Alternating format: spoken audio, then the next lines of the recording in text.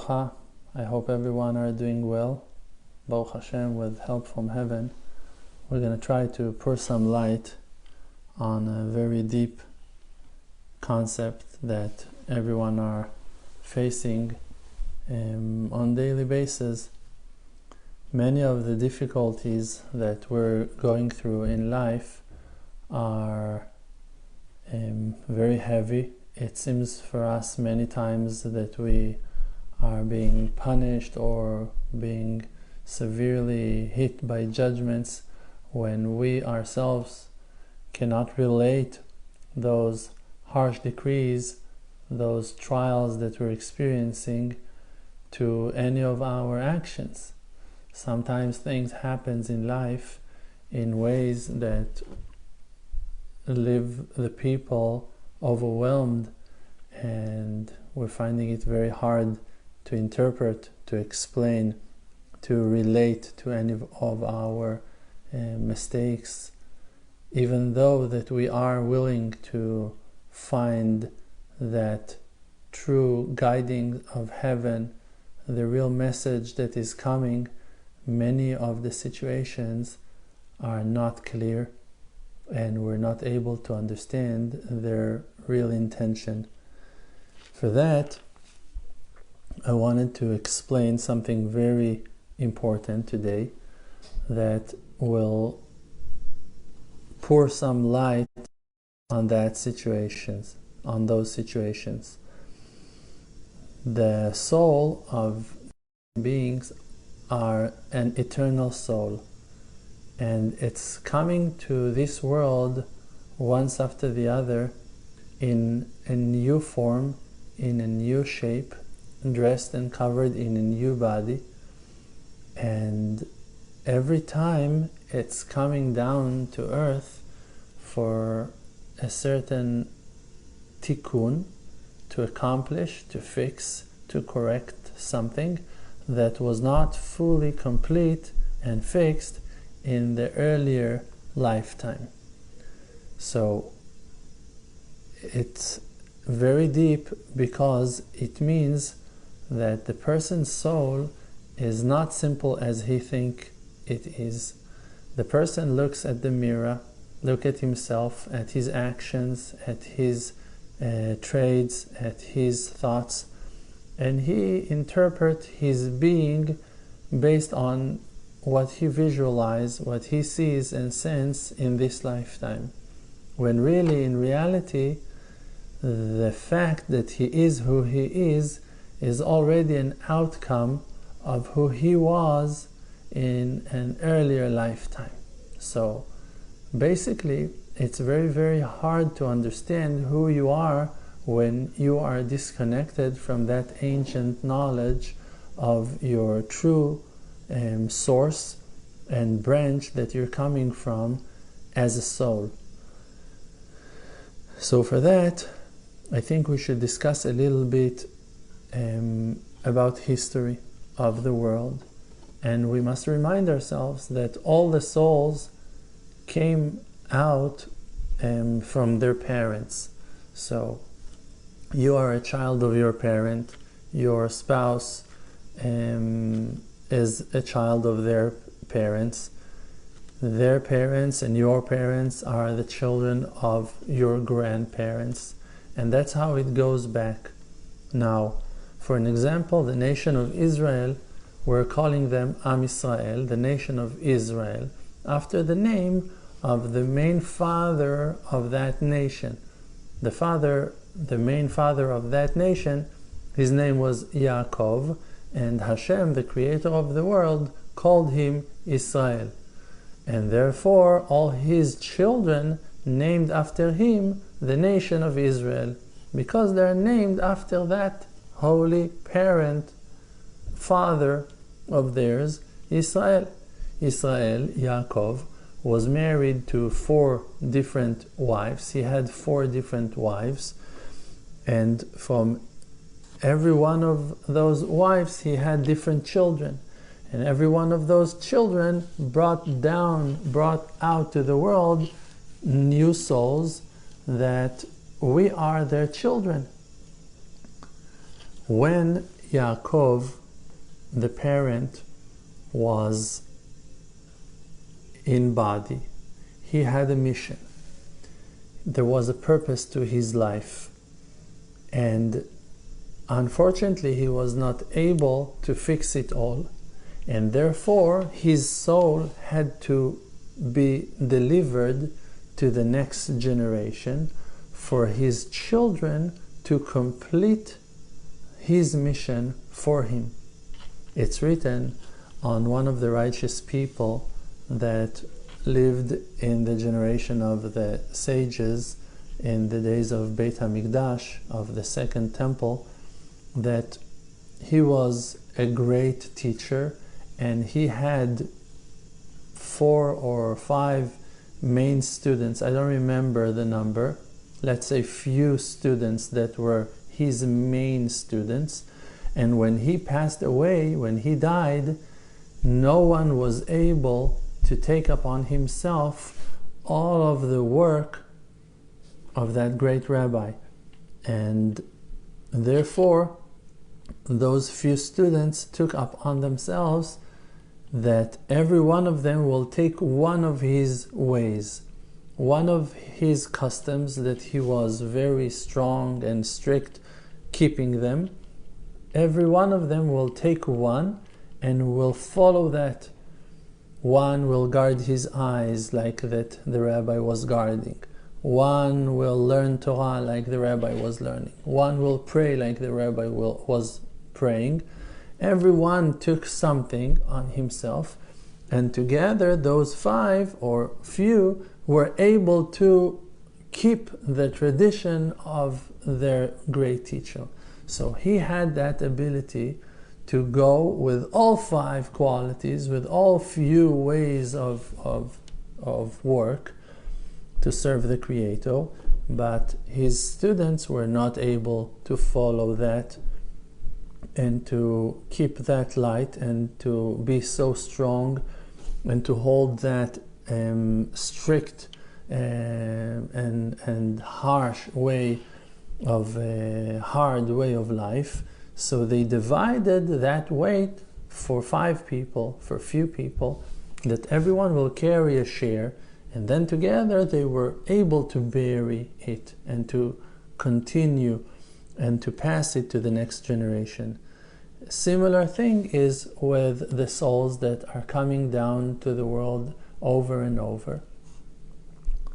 They're coming and in a body, and that body has a certain spiritual level that is very high and very powerful and very strong. But when that soul is not able to complete its mission, so it cannot pass in a complete way to the next generation, therefore it must divide into few souls that will be in charge to complete and to fix the things that were the purpose of their father, of their parent. So when we think, for an example, about Yaakov Avinu, Yaakov, our father, Israel, he had to go through certain things. He had to experience certain amount of pain. He had to go through a certain amount of happy experiences and joyful moments. But none of his children was able to carry all the weight and to take the full responsibility on all his work.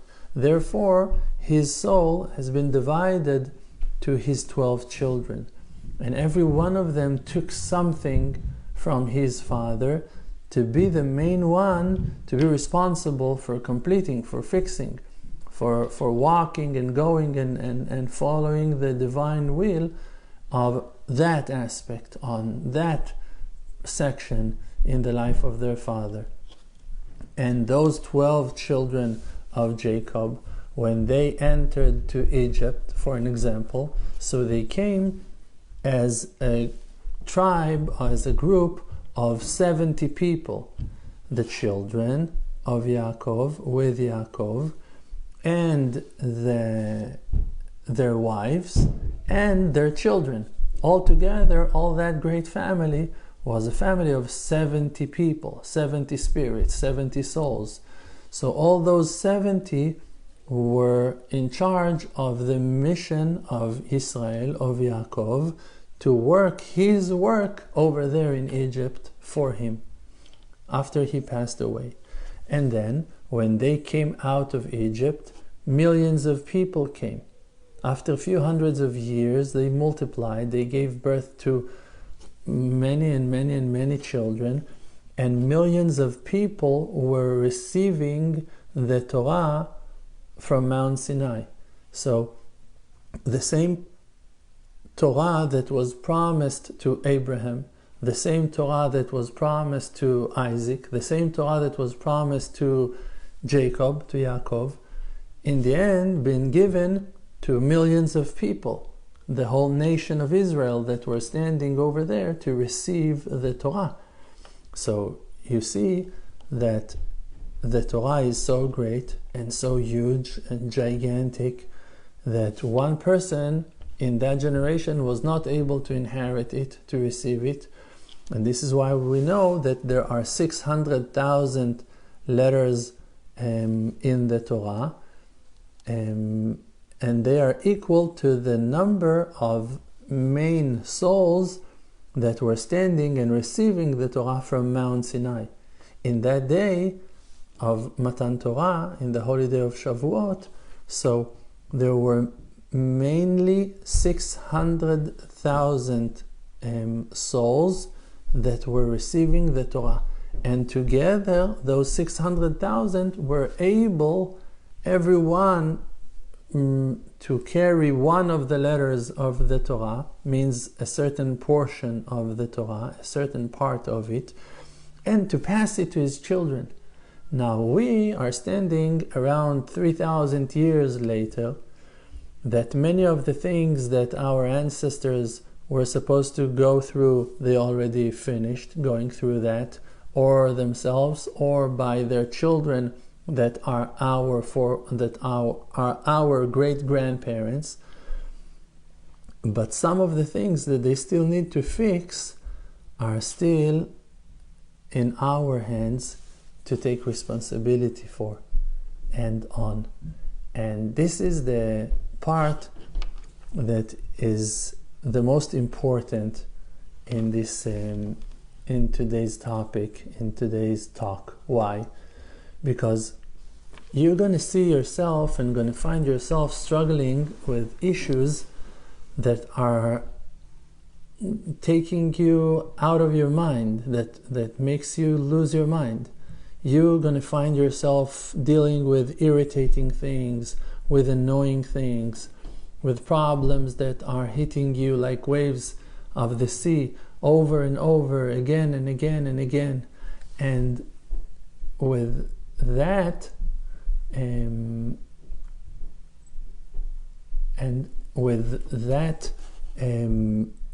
experience, you can find yourself very frustrated, very lost and confused. Why do I need to struggle so hard with certain things, and they're so annoying, and it's so painful for me, and it's so frustrating, and why can't I do those simple things, and why can't I succeed in those simple things? The truth is that you are that one that is dealing with those sparks that none of your ancestors was able to deal with and to complete. Even Jacob, even Moses, even King David, even King Solomon, that was the wisest person on earth, even the Lubavitcher Rebbe, and even Rabbi Nachman of Breslev. Because if they would fix that thing would not be in the world anymore. The fact that it's still here and it's stuck and it's for you to fix is because that someone left it behind, and you are that one that was appointed, that is in charge on fixing that thing.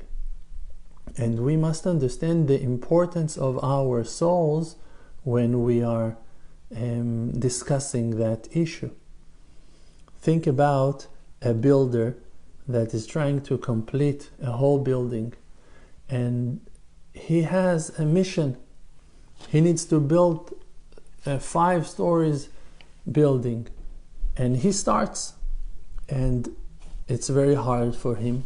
He takes the bricks, the stones, and he needs to break them with the hammer and to fix them and to organize them to be in the right shape for them to be fit into the building, into that wall, into that corner, and inner structure and outside, the design of the house. He has a lot of responsibility, a lot of work to do. And he puts 1 stone and another stone and a 3rd stone, 5th stone, 10th one, and continuing in building. And he is about to complete a whole floor and really to finish it. And then he sees that he's not able to continue, and he needs to pass the mission to the next righteous one, to the next generation, to build the next floor. And that person, the one that was chosen to complete the 2nd floor, he starts working. And what is his reality? His reality that he's facing is that he got 1 floor built, and he now needs to build the 2nd floor.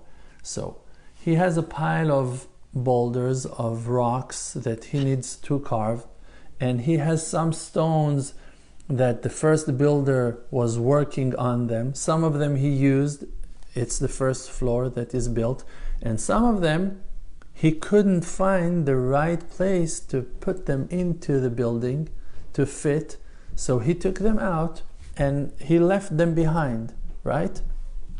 Those stones are our souls.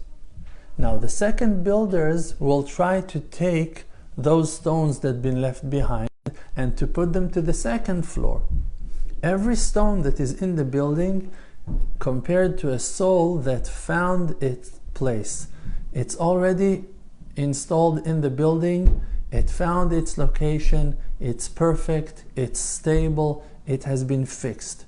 But there are some stones that were not in the right shape, and it was too hard for the 1st floor builder to put them into the building because of their shape, because of certain angles in them, because of their materia, because of their color, because of their hardness. And therefore he was not able to fix them, so he leaves them behind. Yes?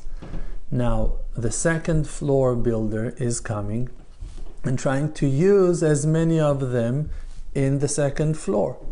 And he will also use the bricks and the stones that he needs to carve, to build, to design for the building. So he will bring more souls and more souls into the building of the 2nd floor.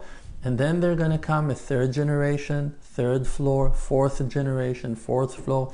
The last one, the one that is completing, he knows that he needs to use the last stones. So he's going to have to deal with the leftovers, means the souls, the stones that the earlier righteous people that were in charge of earlier generations were not able to deal with. That they could not find a fit place for them in the building. Not in the 1st generation, not in the 2nd, not in the 3rd, not in the 4th. All the hard ones, all the ones with the hard angles, all those people with all those issues, all those problematic mental cases that are very, very severe and harsh, that no one knows how to deal with, those are us. And the builder of the last generation, he is so wise and so talented, and this is why he received that mission from heaven. He was appointed on that final work to bring completion to the creation, because he is the one who has that inner talent inside of him to put every person in his right position. He knows exactly how to direct you and your friend and their friends and your friends to your right position, to find a use for your talents, for your abilities, for your inner wisdom, to use your senses, not to give up on your wisdom, on your intelligence, on your natural character, on your instincts. And you need to listen to that leader and to follow his guidings, because he's the one who knows exactly how to take you and to put you in the right spot that will fit for you, that you and no one else will be left behind. And that's the promise.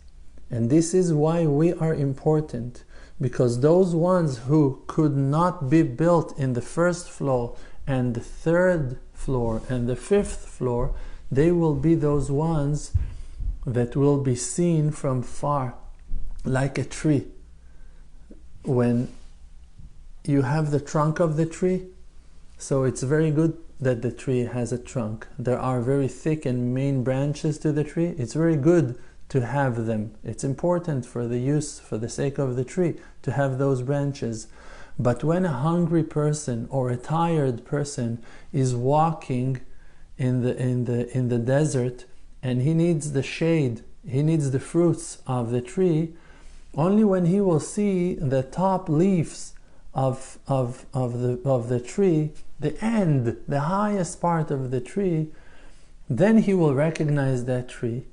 And only then the tree will fulfill his mission to shade and to provide and to be there for the people who needs it. So that building of soul that has the roof, that have the headstone to it, the one that closed the gate from the top, the one who holds the stability of the whole structure, this is you. This is you. When people are looking at you, they can recognize who you are and where you came from. When they see you keeping the Torah and the mitzvot in our generation, they can realize that there is something that is called Torah and mitzvot. Without you, they would not relate to it at all. Without you being a model and an example for them, they wouldn't relate to that tree of life in no way. They would not connect themselves to the source of infinity, of eternity, in no way except for through you. And you are that one to provide that message to everyone around you, to all the souls that are surrounding you. And you need to use your talents and your abilities. And the ancestors that suffered so badly and went through such harsh life and hardness, they themselves gave and had the hope that the next generations will be able to complete their mission. And counting on us, they allowed themselves to go back to heaven and to rest in peace, knowing that they have someone to count on. Those are us. We are their great grandchildren. We are great, and we are their grandchildren. And we need to show our greatness. We need to show our beauty out to the world, and to recognize our own true selves within, and to spread that light between all our loved ones, and to go and make everyone know how great the truth is, and to fight for justice, and to reveal the good and all qualities of our spirits, all the hidden treasures of our soul. We need to reveal and to count on ourselves and to be happy with who we are, because we are appointed and in charge on the hardest things, on the things that no one ever was able to fix but we, except for us. And we are those ones who are going to complete the mission and bring complete redemption to the whole wide world. I hope you got that. And if you really got that, so you already shared that video with your friends. And if you're now going to share the video, it means that you are getting it slowly. bless you and thank you from the bottom of my heart and the heart of my precious wife that is helping me and walking with me in this valley of our life.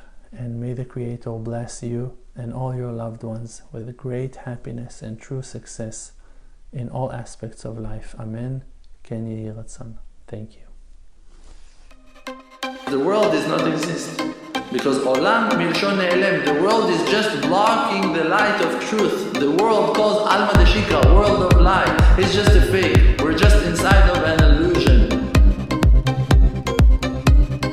It's just a fake. We're just inside of an illusion.